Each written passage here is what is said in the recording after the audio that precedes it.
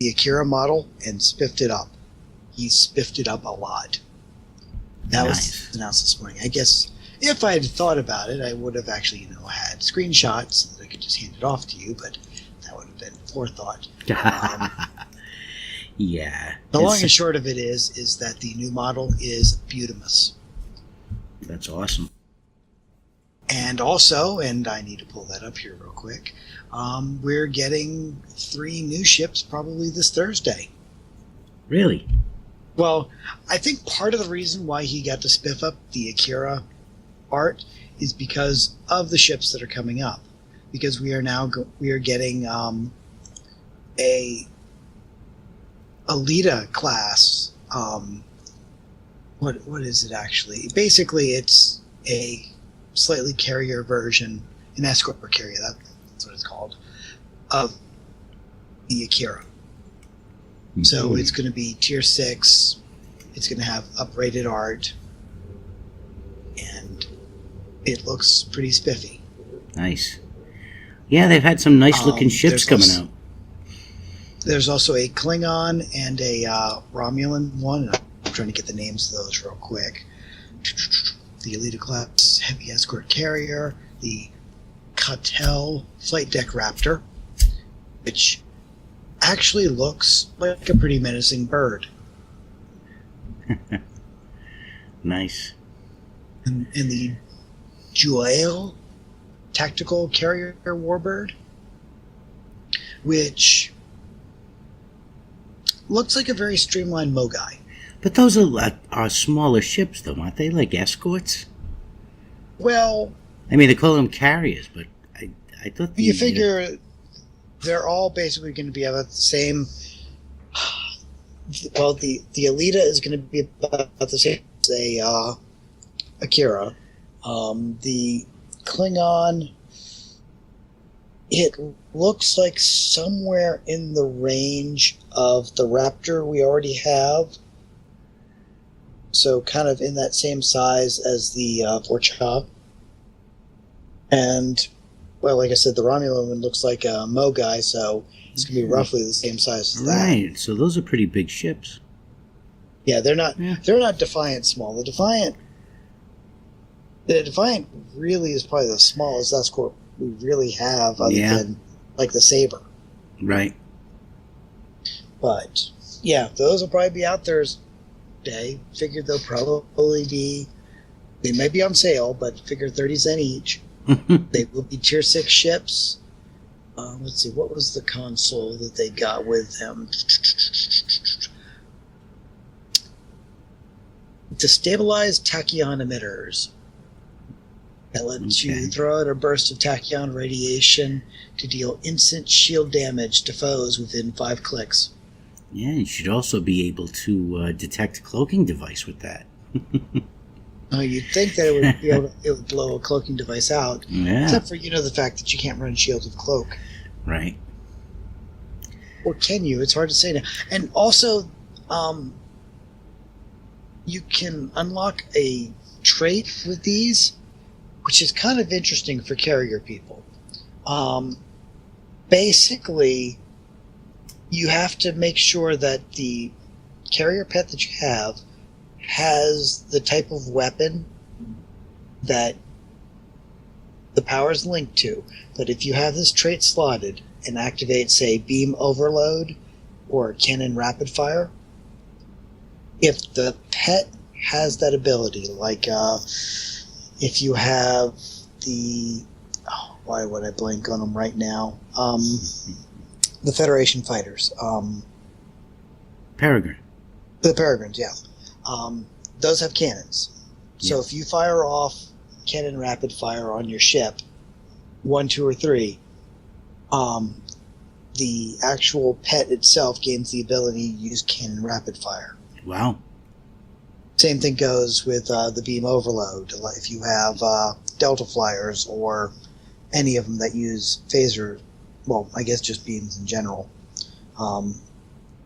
it'll do beam overload on the pet too. So that's kind of a nifty thing. Yeah. Excellent.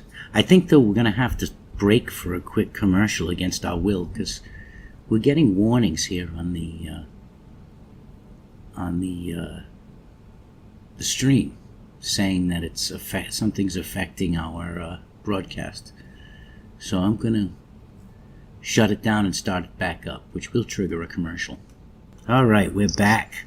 We are back, and we're instead of streaming through Japan, which is kind of farish away, we actually got New York as a server this time. So it seems it probably will be more stable.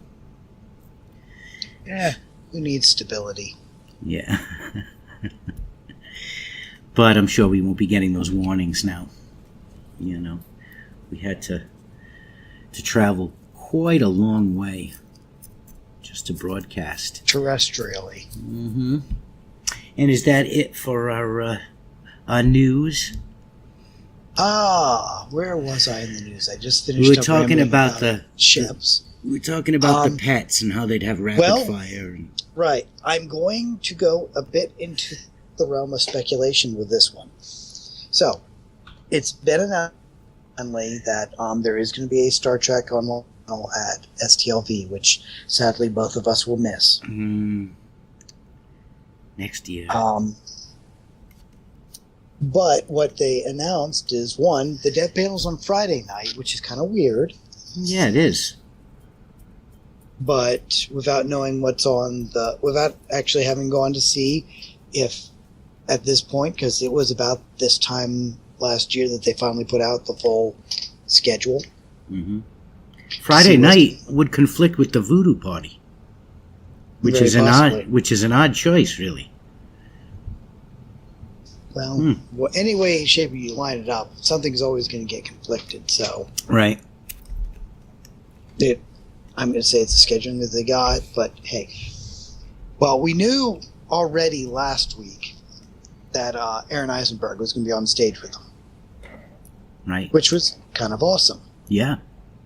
Now, and I had tangentially even mentioned that they had done some model updates to the Hololita. Right. Well, one, I have seen these updates, and yes, they have. It is a much better looking character. Well, that's good.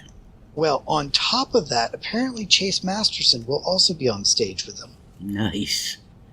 So this is leading me to wonder what's coming up. Now, last year, when we actually were graced with the chance to be there, Garrett Wang was up on stage. Right. And he was there to, well, for lack of a better term, pimp out the fact that we were getting Delta Rising.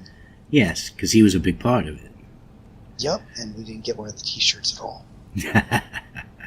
Still bitter about that. We gave the T-shirt last time. But now we've got both Nog and Lita that are going to be on stage, which one has me speculating, of course, that we're going to have more of a Delta Quadrant-y focus, potentially, for the next season, or at the bare minimum, more of you mean Gamma Quadrant? I said Delta, didn't I? Yeah. Gamma Quadrant, yes. DS90 kind of. Well, I was going to say at least DS90. It might also mean that we'll see more of a focus in Cardassian space, because historically Cardassian and Ferengi space are right there kind of next to each other. Yeah. So I'm kind of checking. I haven't actually gone to check the schedule, but I know that Grunichek's going to be there. Yeah. And I don't know if he's there all 3 days. They didn't announce Garrett. They didn't announce Garrett Wang last year that he was going to be on stage with them. But all those two guys are always there for the whole thing. Max Grodinchik and Garrett Wang are always there. And by the way, ladies and gentlemen, in case you are unsure, that is Rom. So what I'm wondering is if maybe they'll sneak in an announcement that we're going to get the whole family together. Well, on the STO site and the STLV article, I didn't read it, but I was passing through it. it had a picture of Nog, Lita, and the the Doctor. Well, the Doctor is there, I think, because instead of the, quote, traditional Hololita that we've gotten in the past, Mm-hmm. apparently they're going to be giving away codes for an EMH buff. Nice. So I don't know if it's going to be the EMH that we've had already, which was, I think it was either a lockbox thing or there was some, or else it was in the winter event. It was one or the other that we got it back many moons ago. Right. It's either going to be that one, which was kind of a grizzled, gray-haired dude with a uniform you couldn't change, or they may give us an EMH Mark 1. Oh, that'd be cool. Remember us, people. I remember bringing home a bunch of codes when I when I went. So remember us. We'll see. We'll see what we see. And sadly, for us who are unable to go, this is but a week away. I know. And I miss Jerry Ryan and Mark Alamo again. The only two people I want pictures with. Which, totally as an aside thing, Jerry Ryan's going to be on Arrow this year. Yay! Oh, really? Yup. Nice. So, she's going to be working in genre. I like her very much. And so, yeah, that's my speculation at this point, that there's a chance we might get more Ferengi stuff and even maybe see the Grand Nagus. But nothing set in stone. I could be way off. Well, I mean Delta Rising was kind of a worst kept secret last year. This year, I haven't really heard anything. So, well, I'm sure we'll hear about it as soon as it breaks at STLV. Yeah, but pretty much the way things are going right now, it's fairly easy to speculate that the Iconian War will be done by around October. October is about when we should expect the launch of Season 11. Isn't that always the way? I mean, they could push it more towards Christmas. We'll see. But there probably aren't that many more episodes left to go out. No. I'm going to speculate no more than 3. But then, if they're going to wrap up the Iconian War with this season, then what's next? Right. Galaxy in peril! Mm-hmm. Could start making this sound like Star Wars: The Clone Wars. Well, all I know is October. The last time we released a mission series, they had a release. And it looks like it's going to happen again. You know, if it wraps up and they introduce a new material in October, we'll be right on the cusp of that again. I'm thinking, though, and I'm also going to speculate here. I'm thinking we might also get a possible announcement of an extension of the licensing, because they've got Holly Amos, if I remember the young lady's name right. She is a bigwig over at CBS. She and John Van Critters basically are the keepers of the kingdom as far as licensing and all that stuff goes. Yep. And she's going to be moderating the entire thing. So I doubt that they would get their walking papers on stage. So no. And it's odd that she would be directing things, just because CBS themselves usually don't or historically, when Star Trek Online has been there, CBS hasn't been there in that capacity. So we'll see. We might get an extension to the license. There might be some other coolness. Yeah. I doubt we'll see pink slips. I know, but there have been some changes going on over there with the two people who recently departed. Well, and I guess that would count as news too. Yes. It's my sad duty to announce that Cryptic Kestrel has moved on from the project. She and Cryptic Frost have both gone on to parts beyond.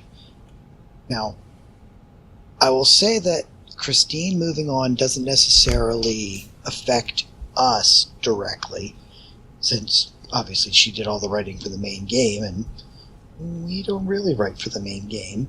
No. But you did lose a champion in Frost, because he was usually always in the forums listening to us complain about all the things that broke. Right. So now they have to train up a new QA guy to do all the things. Well, hopefully another Foundry sympathetic, an advocate for us. Well, we still have Zero. So Yep. in Zero, we trust. Yes, we do. Yes, we do.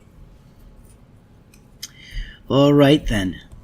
I believe that's all of the news that's ready to print. Okay, so on to...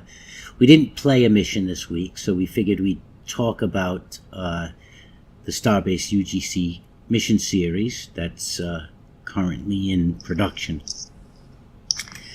for release in October. Or something almost, but not totally not unlike October. Right. So we've prepared a little show with some clips, little teasers and a little video for some of the maps that have been made. That's right, ladies and gentlemen. You get a clip show before we even have a show to clip. That's right. Because I think it's interesting, to see how this progresses. It's a different way of doing things, that's for sure. You have 6 authors who are, well, in this particular case, 5 authors who are working with material that's not theirs. So, they're all into doing it, but there's still that, it's harder to write, I suppose, when the characters didn't come from your own mind. So there has to be a lot of discussion about it. And, some of us are further along than others. Johnny Snowball, who's responsible for episode 3 of this series, is almost completed, while most of us are still in the map-making stage. But he did start a bit early. Yeah, he jumped on right at the beginning. There was a piece of scenery that caught his attention that he wanted to experiment with right off the bat, so he got right to work on it, and we ended up giving him that particular episode. So he just went to town on it. But of course, other authors get this bug in their ear that they need to make entirely custom interiors because they don't like the maps they are given. Well, so it slows them down. I think most of us are not using stock maps. I haven't used one yet. I don't think Johnny has. And I know you don't. You like to make all your own stuff. Yes, I know. To this day, I still build my transporter platforms. Hey, nothing wrong with that. I don't find that I need them all that much. Usually, and if I do, I usually use the one that's provided because it's usually a Federation ship I'm beaming to. But in this one, as you'll see in a little bit, there's a sequence where you board an Orion freighter. Here it is now, coming up. But I don't even show wow, some people laughing in my building. Anyway, I don't show a transporter because I figure, you don't always have to beam to a transporter pad. You just beam from your ship to wherever. I mean, how many times have you actually seen them beam to another transporter pad? How often really compared to... And realistically, that was the whole point of the transporter anyways, is to be able to put you somewhere other than a generic place. Right. I mean, you always leave from one.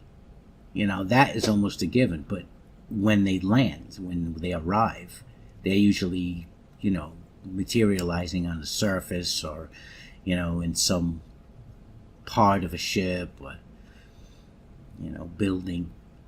They don't necessarily always land on a pad.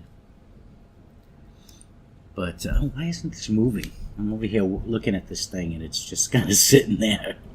Wait a minute, let me give this a push. There we go.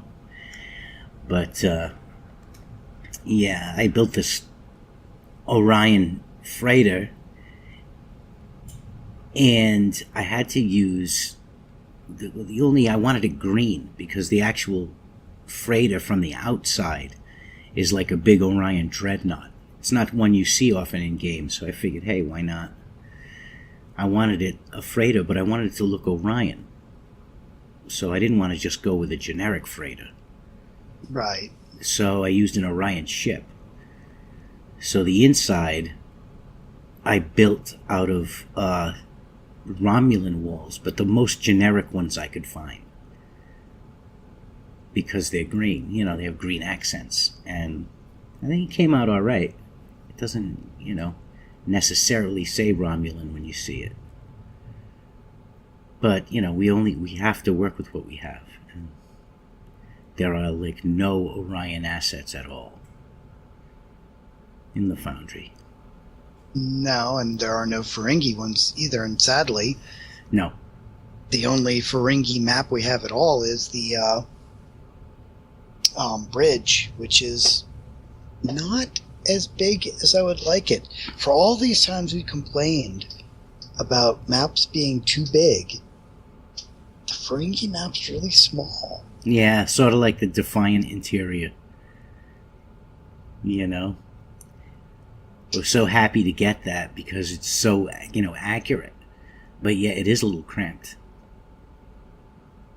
Well, if you're trying to do more than just a room, which is what I was trying to do, it's just too small. We don't have those Ferengi globe consoles as just things. No, and there's no Orion consoles either. It'd be nice too, Hirogen ones. They had those rods and knobs like you were playing slot hockey, Right, and I'd say that we've seen more of Orion tech or Hirogen technology than Orion. Mm-hmm. Orion's showed up 2 episodes of Enterprise where you actually would see any of their stuff at most. Well, that's where the exterior designs of the ship came from. We had never seen anything from them before until Enterprise. That ornate, decorative look they have. Right.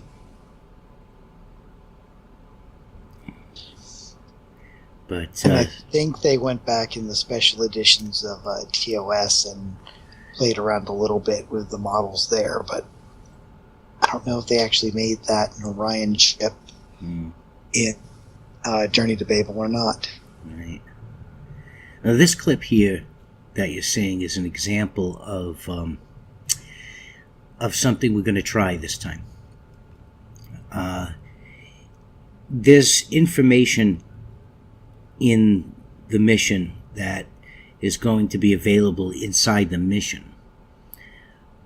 But I also wanted to try putting together a little media to go with it so that any news that gets disseminated inside the mission, you could also go to a website and actually view in the form of these news reports.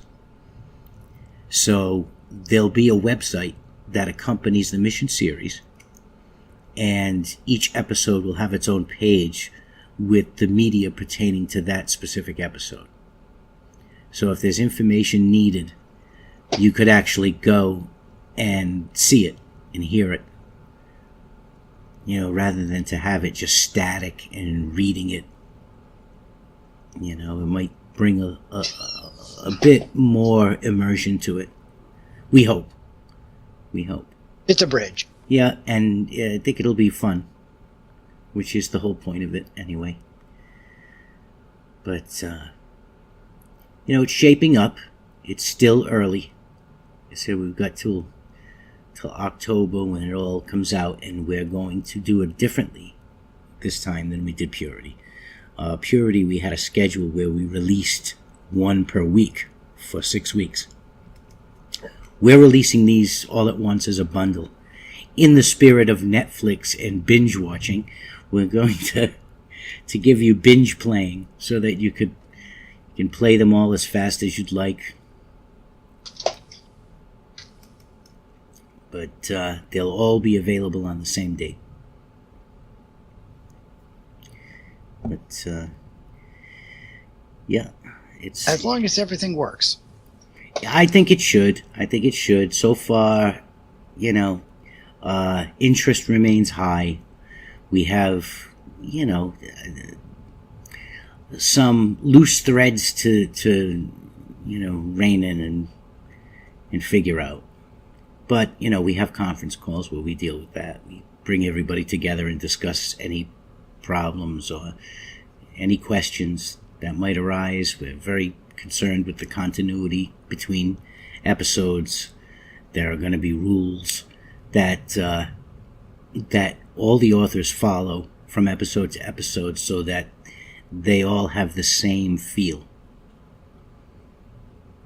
They'll all have the same number of responses on the buttons. They'll all pretty much be designed the same way, though. Each author adds his own little flavor to it. So we're hopeful. I mean, I'm sure it's going to get done, no question about it. And so far we've got plenty of time and we're on schedule. So there are not a lot of heavy concerns right now. Yeah, and those of us who had environmental issues are now capable of, working. Well, yes, but Baz is still kind of in limbo right now. Yeah, that his situation does kind of suck. At least I had internet and heat. He has, yes, the exact opposite. You were just very uncomfortable trying to do something that's stressful and trying, which doesn't help. But And one of these builds will finally get the editor cleaned up where objects will appear as they should. Yeah, that would be nice. I hope that happens sometime midway. At least a month. At least a month before. It'd be nice if it was September, at the latest. It'll be the week after. Oh, I know. I mean, some of it, I have to say, some of it was difficult, especially in that freighter map, because, there are so many layers over layers, and after a couple, you can't see what's beneath anymore. Well, and trying to line things up, you have to do it with math rather than by eye, because it's near impossible. I can't complain. It's over 9,000 objects that have to be fixed by hand. Oh, yes, I realize it's a daunting task. And to be honest, I think we're lucky at this point that, they're willing to do it. That it works. Mm-hmm. I mean, that's one of the reasons for the project to begin with. I mean, we hadn't had one in a while, and, People are still playing Purity on and off, and I see these reviews from time to time saying, when are you going to do it? When are you going to do it? When are you going to get another one? So, we're doing another one. And hopefully that brings a little bit more attention to Foundry again. And hopefully people enjoy it. That's the main reason to be done. Well, I mean, the most people that will enjoy it will come from it hopefully being spotlit. That would be nice. Of course, we can't say if that's going to happen or not. There's no plan. We have to talk to no one at Cryptic. And last time that was kind of a last minute thing anyway. We had never intended it to be spotlit. It just was. That was a decision made going into the final week. The actual initial was, hey, maybe we can get them to do some advertising for it. Say, hey, this thing's coming up. Look what they did. And yeah. Yep. It kind of became something bigger than we'd planned. And to be honest, it was harder than in the way that we had never done it before. And we didn't know, going into the final couple of weeks, if it was going to work quite the way we wanted it to. And I think we were very surprised and encouraged by how successful it was in the end. And the long and short of it is, we figured out that every time we've complained about Cryptic putting out a featured mission series and them getting to the last minute and how could they possibly do that? It's really easy to do. Yeah. Yeah, no, I don't tend to give them grief over that kind of stuff. I don't anymore. No. It's not an easy thing. And they have many more people to wrangle than we do. Yeah, all of our art was done for us. Right.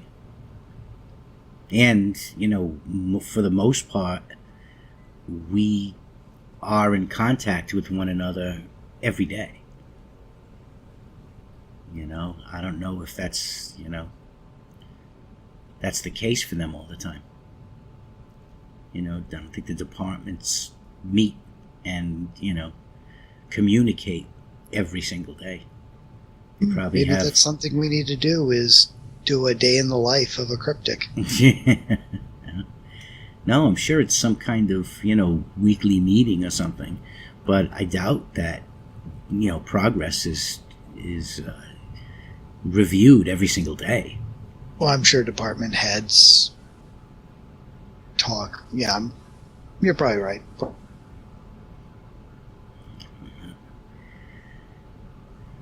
And again, they haven't done what we're doing in a while either. Back in the day when we got their mission series where we get one a week for a while, which is the model we based our original one on. To slow it down a little bit. Yeah. Now I just got to teach them to start doing one-off missions. They really teach them to hire me to write for them. That's what they need to do. Anyway. Well, hey, writing position open right now. I have to be concerned about my state of employment very soon, so we'll see. We'll see. I don't know how silly to even think about it, but I don't know about moving. But anyhow, change of venue. Yeah, it'll do you some good. Yeah, dream. Okay, so that's all the news there is this week for our series. We're going to keep doing this, I think, because I think it's interesting to see how this thing develops. And, as well as talking about the progress we've made, we can also talk about the, pitfalls. Yes, absolutely. All the stumbling blocks. Sure. Words are hard. Yeah. Well, I haven't even gotten there yet. I'm still map making. and I need a better sense of how things are going to fit together. What I'm doing is looking at the script, looking at the episode, and just building the maps I know I need. And then later I have to, I don't know, if it doesn't feel right, I'm going to have to switch things around a little bit. I don't know. And I suppose everybody feels that way, and that's why we have to have a team conversation on a regular basis, I think. But we will keep you updated on that. You know, hopefully it's interesting to you. I mean, you know. And if not, write into us, folks. Yeah, tell us to shut up about it. Yeah. But I'm bringing up the Trek Take 5 segment on the episode that we're going to be discussing in a couple of minutes.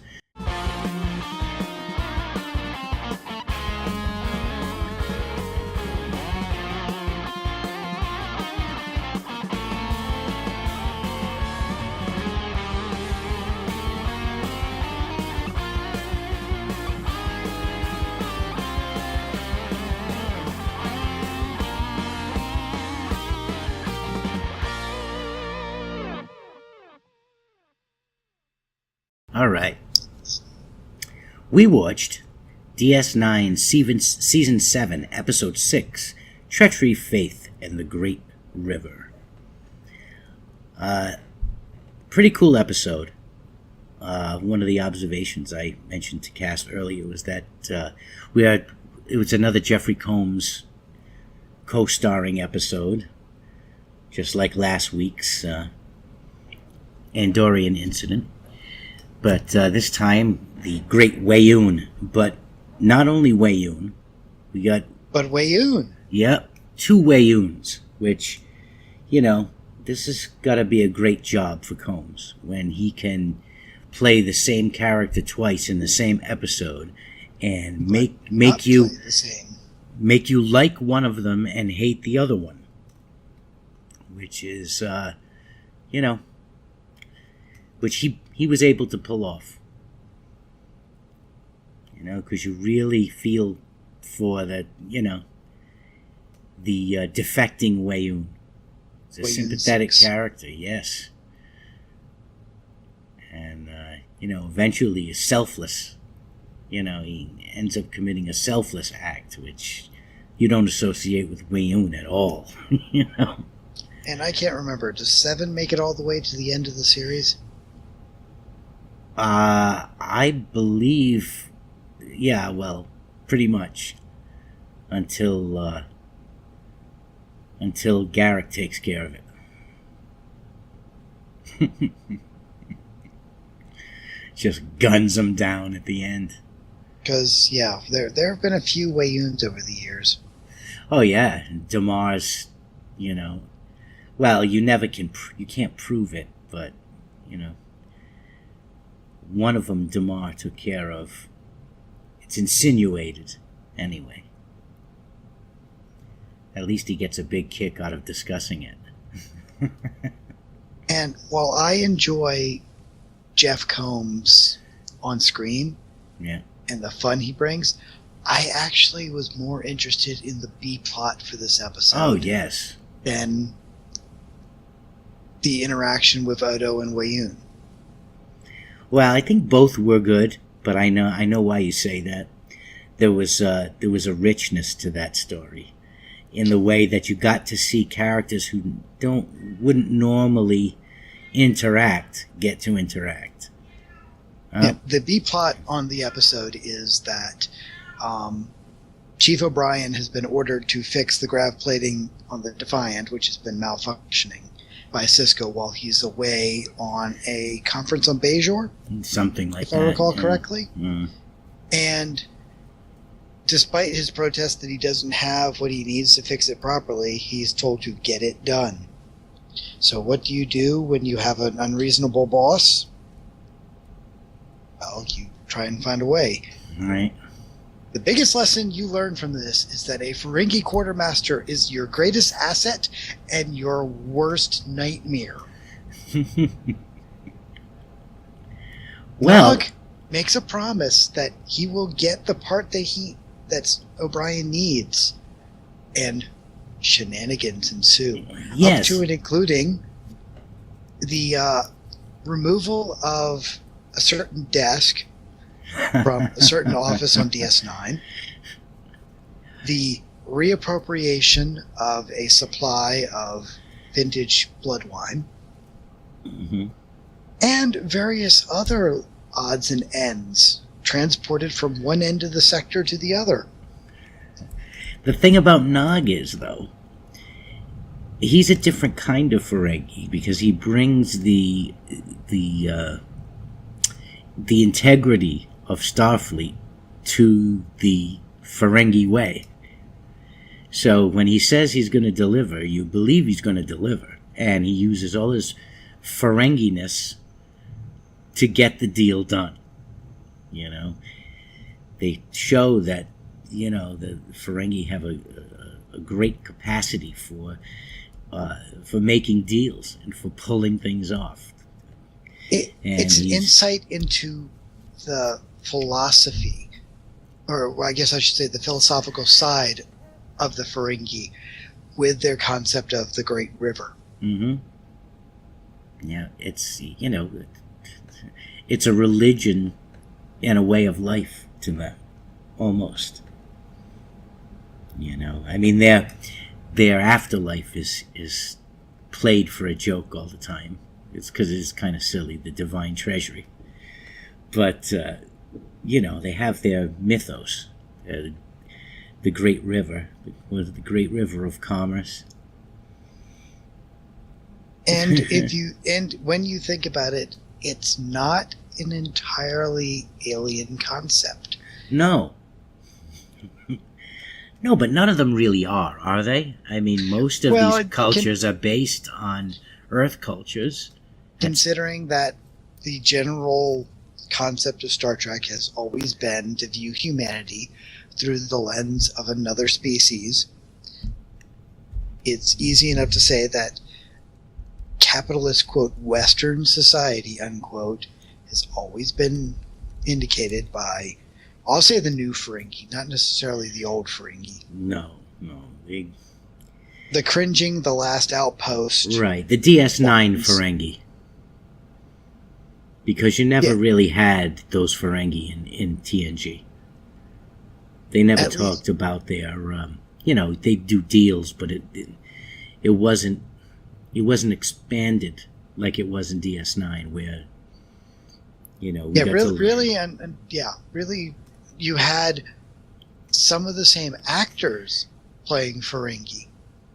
Yeah, but it wasn't until you got Brunacek as Rom and Shimmerman as Quark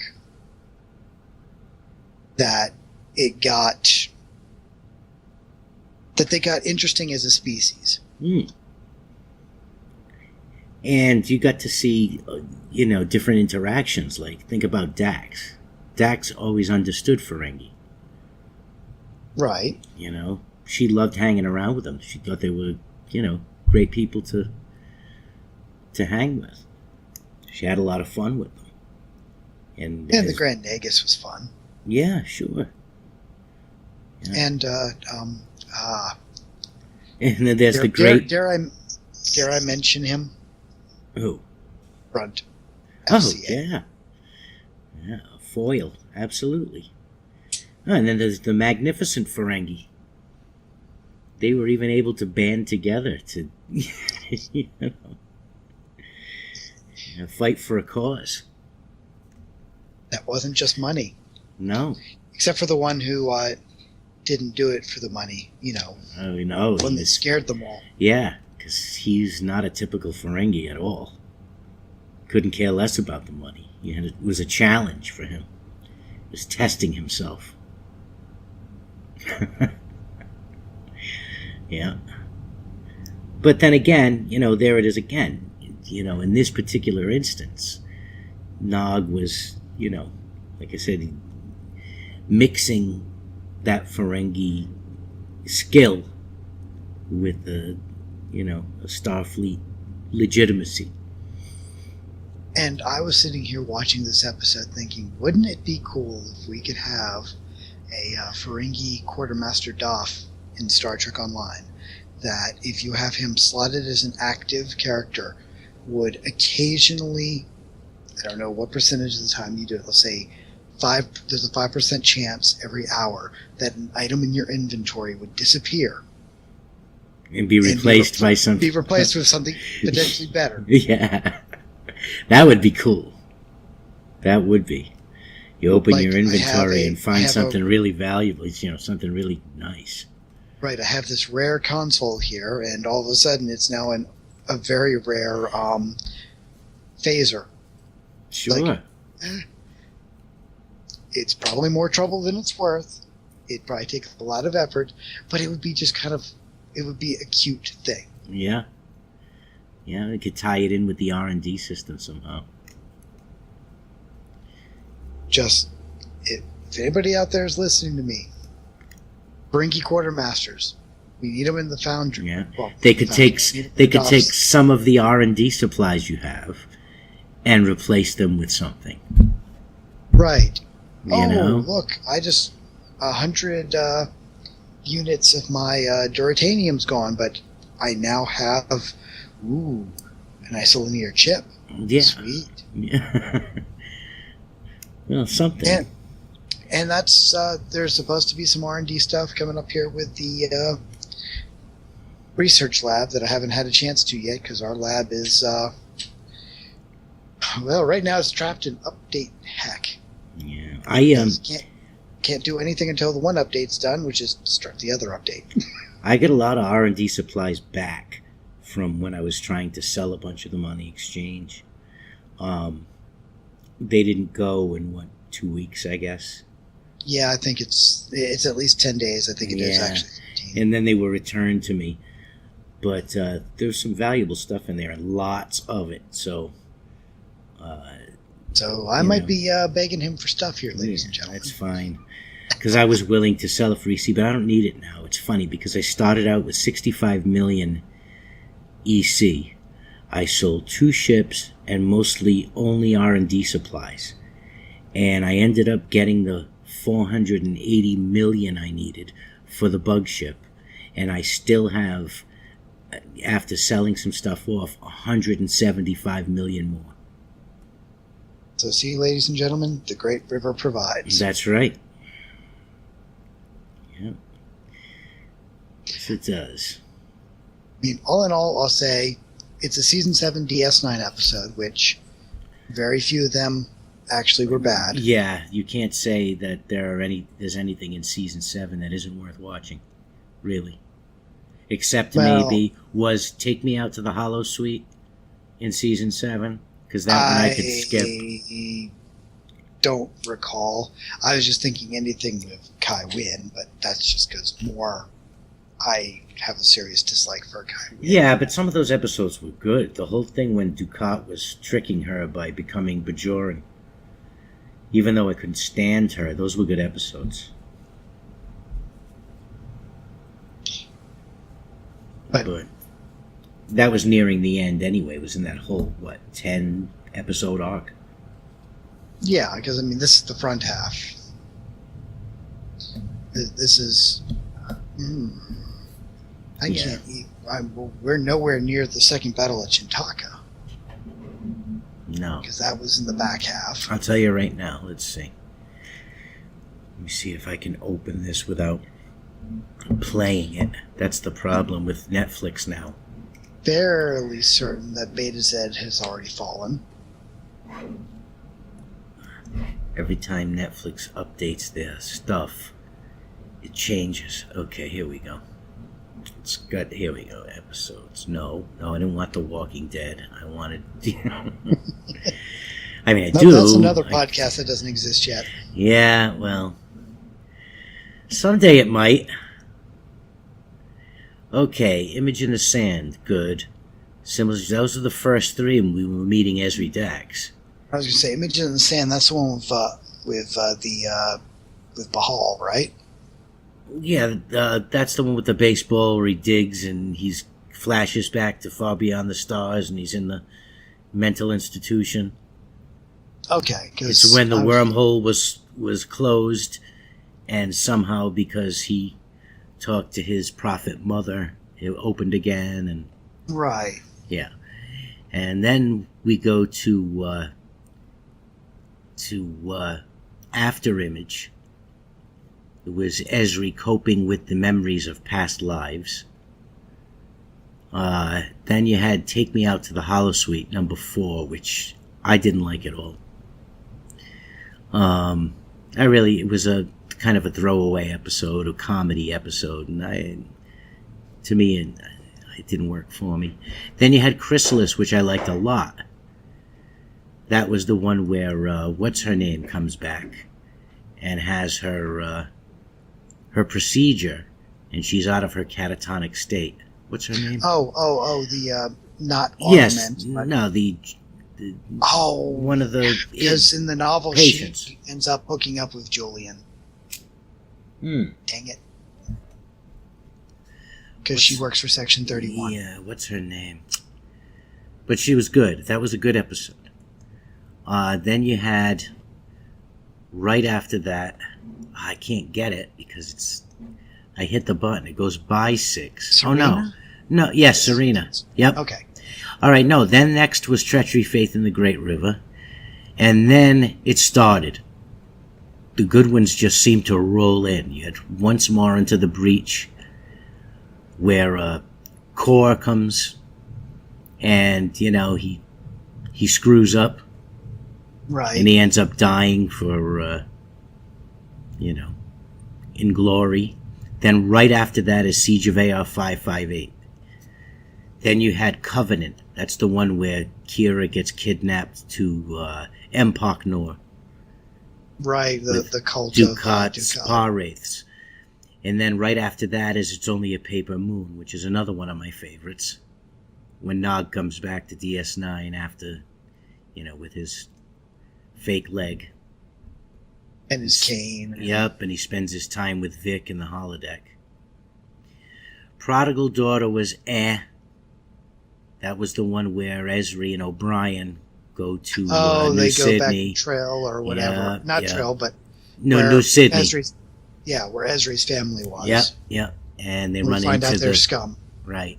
Run into the Orion Syndicate again. Then there was Emperor's New Cloak, which was the mirror episode. The one with Esri. Okay. Right. Following that was Field of Fire, which the TR-116 rifle was first introduced. Oh, that's the one where she taps into Psycho Dax? Yes, yep. Then Chimera was next. And even though that was a good episode, I hated him so much. Loss. Oh, yeah. The Changeling. Yes. Who is in Star Trek Online. Who was Martok, actually.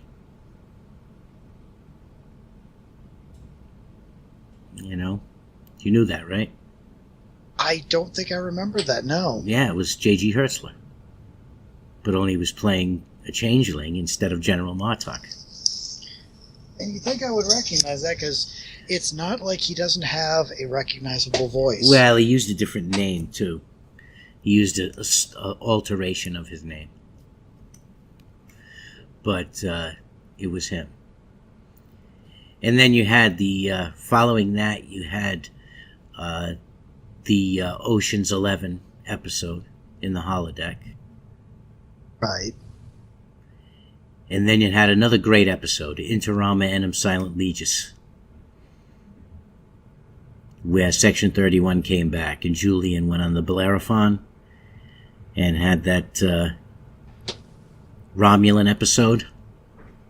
Okay. I was going to say, shouldn't we also be getting kind of close to the one where Section 31's dissolved? Yeah, well, that's coming up. That's one of the last 3 episodes of the show. Really? Was it that late? Yeah. Yep. Because they had to save Odo, and Odo was saved just before the end. The whole reason for that was to save him, to get the cure for the disease. I didn't think that it was that late, but okay. But then starts it's one of the last 10, and here they come now. After the Romulan one, the Section 31 one, you had episode 17, which was Penumbra, which was part 1 of the 10 episode arc. That was, Cisco talks about how he bought land on Bajor and he's going to retire, and then Worf disappears. That's when Ezri goes looking for him. Then you had Till Death Do Us Part, when Kai Wynn arrives to assist in the wedding of the emissary. Right. Then Strange Bedfellows, Part 3, where the founders make the deal with the brain. Worf and Ezri are captured. That's when Worf kills Weyoun, and Damar laughs. Sick Transit 7. Then 20 is the Changing Face of Evil. Which is when we had the attack on Earth. Yeah. Then next was When It Rains. That was part 5. And that's when Kira's made a Starfleet officer and sent to help Damar. Right, when they build the Cardassian resistance. Yeah. And then the next one is Gowron dies. Well, no. Gowron shows up to take Martok's place as commander, to command. Because he wants the glory. Right. Then Extreme Measures. That's part 7. All right, I was wrong. It was 4th from the end. Extreme Measures was when they go into Sloane's mind. Yep. Then Dogs of War is part 8, where they get the new Defiant. And oh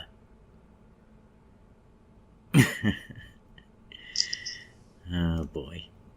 It's also a Quark episode, I think. All right, What You Leave Behind. No, it was 3rd from the end because they're counting What You Leave Behind as a 2-parter. As 2 episodes? Yeah. Okay. So it was 3rd to last. I was right. Yeah, wow. I thought it was close, but right not on the money. See, I thought Odo had been cured and gone off with the Resistance well before then. No, he's sick when he goes off with the Resistance. Remember? Well, obviously not, but... Oh, yes. He doesn't get cured until he comes back.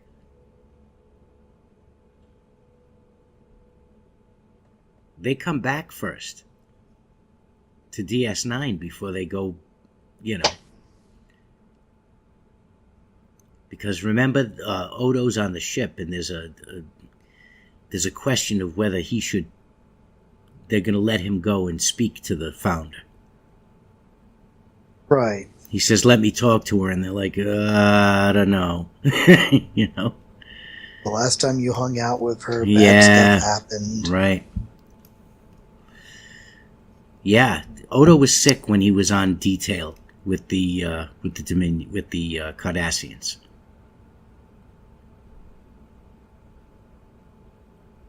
And then he came back, and he was in sick bay while these guys were walking around in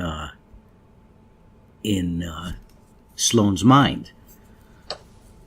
And they got out, they had the cure, and they cured him, and then they wrapped it up. And then there was the assault on Cardassia Prime. Right, and that was that. And then you feel horrible because there's no more DS9 to watch. Then you start over again. And then it became fracking toasters. Yeah. But season 7 is loaded with good episodes. Oh yeah, Generally, for the most part, the last season of most Star Trek series have good episodes. Yeah. But if you go back one season, there's a lot of, like, ones you could do without. I mean, In the Pale Moonlight is season 6. So is His Way, when you first meet Vic Fontaine. But there are a lot of ones you could do without. The Sound of Her Voice, which was kind of okay. That was a complete one-off. That seemed like it was thrown in there. Prophet and Lace, which was extremely silly. You know, but Time's Off and another one-off with Molly. Oh, right. Savage Molly.